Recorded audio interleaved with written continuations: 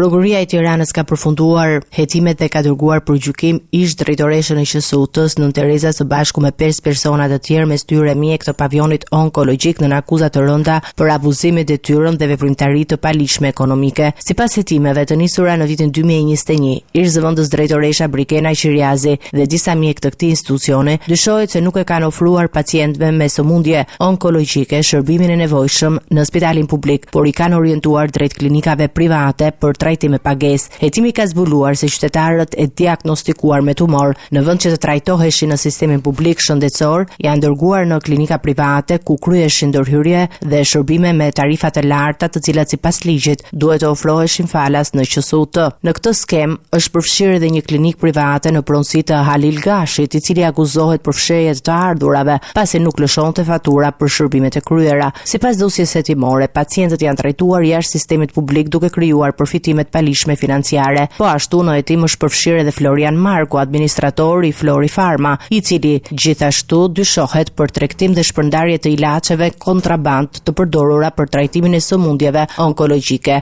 Prokuroria thekson se grupi i mjekëve dhe administratorëve jo vetëm që ka shmangur ofrimin e shërbimit në sistemin publik, por ka mbajtur në ambientet e pavionit edhe një pajisje për trajtimin e tumoreve, e cila nuk është vënë në funksion dhe është mbajtur jashtë kushteve të sigurta, duke bërë potencialisht edhe rrezik teknik. Dosja tashmë i ka kaluar gjykatës, ndërsa të pandëhurit të përballen me akuza për shpërdorim detyre, fshehje të ardhurave dhe kontraband madhërash në një nga çështjet më të ndjeshme të hetuara në sistemin shëndetësor publik.